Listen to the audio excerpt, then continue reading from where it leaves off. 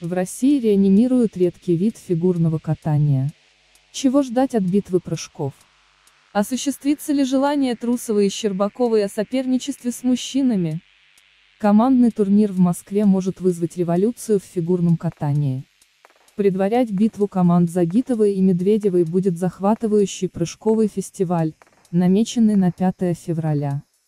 Зрителей ждет настоящая феерия, а лучшим фигуристам России предстоит доказать, что битва прыжков достойна места в олимпийской программе.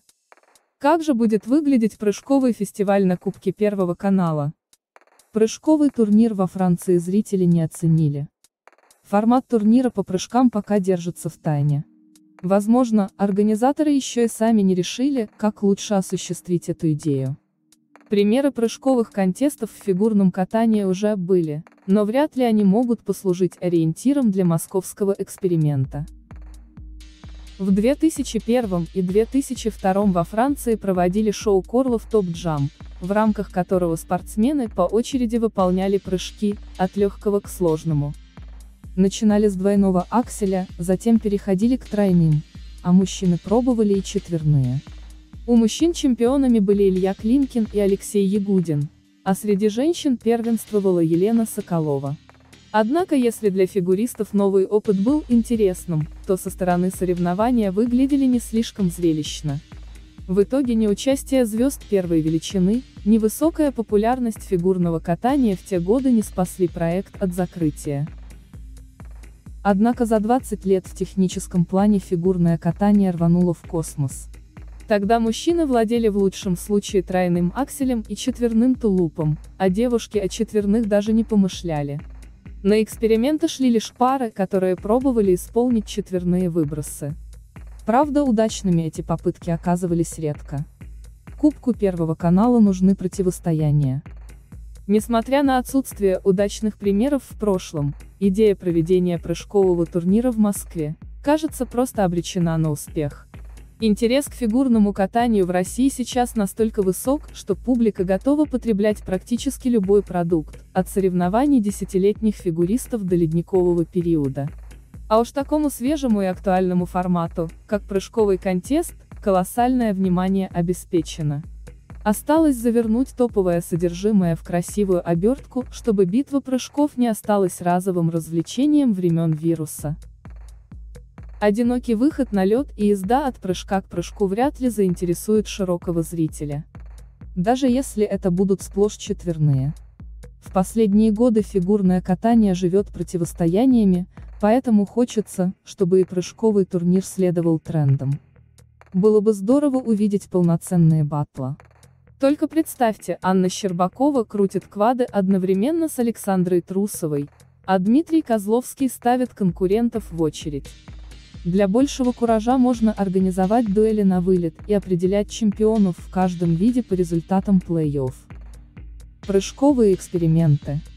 Прижиться данный формат может только в том случае, если фигуристы будут показывать больше, чем во время соревнований. В прокатах количество прыжков и каскадов строго регламентировано, а риск сорванного элемента слишком велик. В этом смысле прыжковый турнир – отличная площадка для экспериментов и демонстрации всего прыжкового арсенала. Благо нашим фигуристкам есть чем удивлять. Щербакова и Трусова рассказывали, что прыгали на тренировках необычные каскады. Четверной лутц, тройной ридбергер, комбинацию из квадов.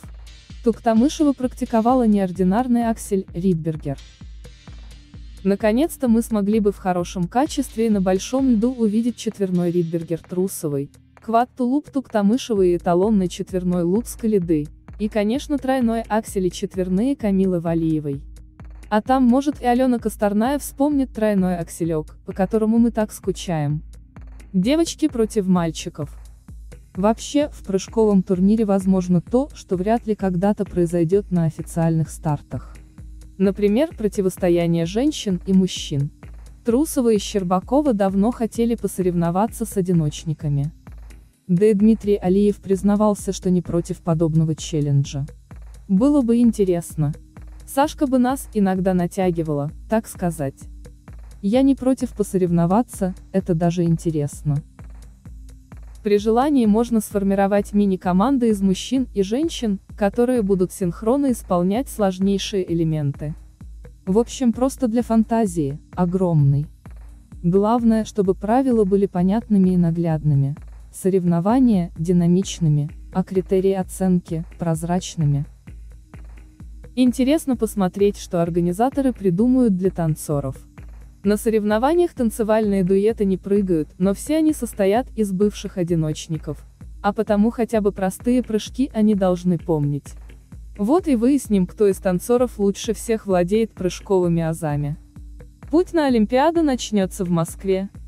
Противники доминирования юниорок в женском одиночном катании часто говорят о необходимости разделения программ на техническую и артистическую. И турнир в Москве частично покажет, как может выглядеть воплощение этой идеи. Конечно, пока о возможном включении турнира по прыжкам в олимпийскую программу говорить рано. Однако если подобный формат приживется и станет регулярным хотя бы на шоу, то Кубок Первого канала можно будет считать предвестником революции. И у наших фигуристов есть все шансы доказать, что прыжковые соревнования могут быть по-настоящему зрелищными. В конце концов, когда-то и командный турнир на Олимпиаде казался несбыточной фантазией.